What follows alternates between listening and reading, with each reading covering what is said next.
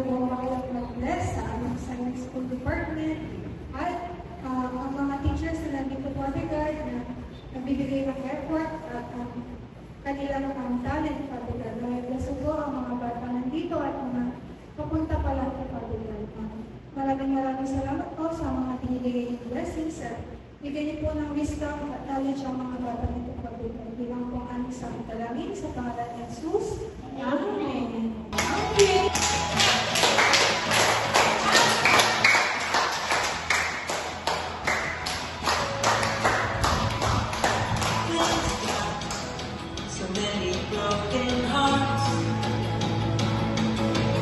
People just can't seem to get along. When we see so many friends in need, Jesus, you're the one we call on. Jesus, you're the one we call on. Jesus, you're the light. I'm gonna rise and shine. I will follow your day.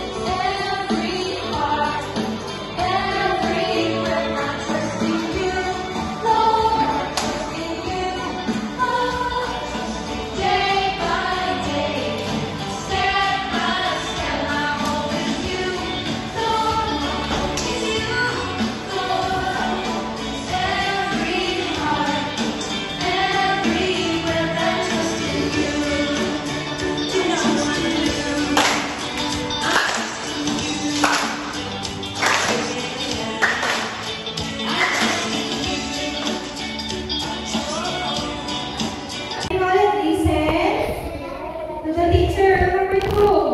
Follow. Follow the direction. Number 3. My hands. With my hands. Myself. Ano number 4? Be nice. And number 5, Yehuda. Bahay. Kaya, yung mga salitang yun ay may connection sa story natin ngayong umaga. Okay? So, yung story natin ay about sa dalawang bahay. Okay, tingnan niyo sa likod niyo. Merong isang magandang, sabihin na rin natin bahay. Pero yan, bongga na bahay. Diyan po nakatira yung mga hari at reyna. Okay? So, tingnan niyo po yung bahay sa likod. Matibay po ba bang matibay? Opo. Okay, so yung bahay niyo po, matibay po yung bahay niyo? Opo.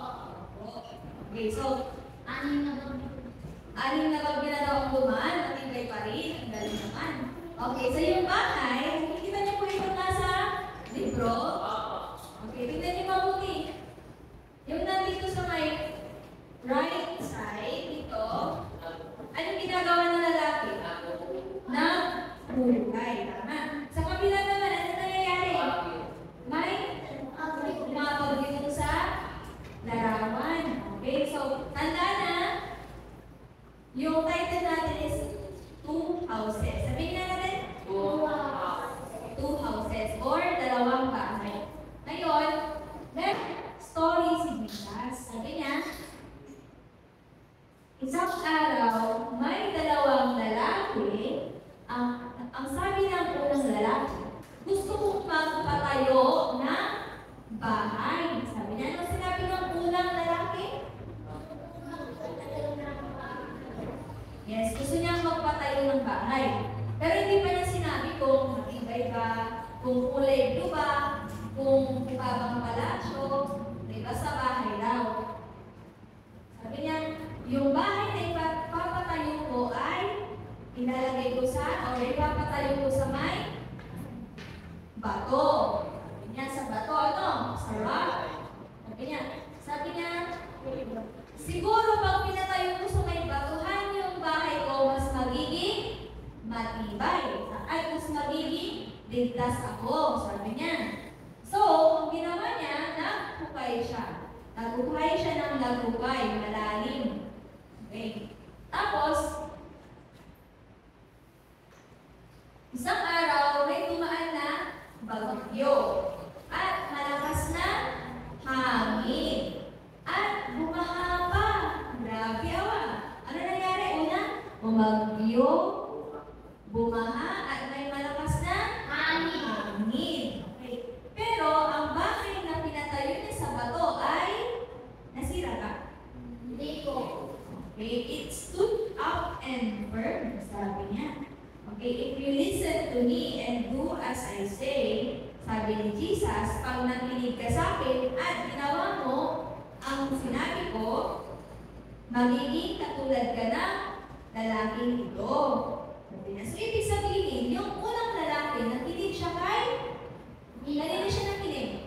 Kay Jesus. Kasi, pinatayo niya yung bahay niya sa bato at nang dumating ang bagyo, malakas na hangin at bumaha pa, hindi po siya natibag. Ano? Okay. Ano kaya mangyayari susunod? Diba sabi ko, two houses. So, meron pang isa. Meron pang isang bahay. Ngayon, merong pangalawang lalaki. Okay, sabi niya, gusto kong magpatayo ng bahay. Ano sabi ng pangalawang lalaki? Tama. Okay, so, ang ipapatayo ng bahay ay sisimulan mong ipatayo sa buhangin, sand. Okay, nakapunta na lahat sa dagat. Yung buhangin na nandoon, ganun po yung klase ng sand o buhangin na pinagpatayuan ng pangalawang lalaki. Anong nangyayari kapag lumaki or kami daluyo na diba, dadayat? Kunwari na itong waves, tapos lima na sa amin kulay sand.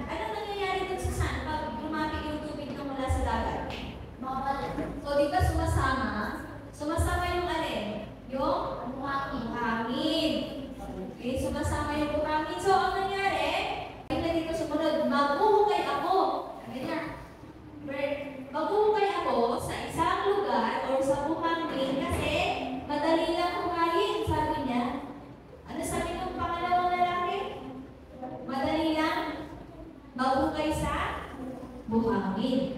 Okay, tama po siya, madali po maghukay sa buhangin kasi wala pong mga bato-bato doon. Okay? Di ba nakapunta na kayo ng dagat? O, di ba naghuhukay kayo, tapos nag-build kayo ng sandcastle, di ba? O, di ba madali lang maghukay?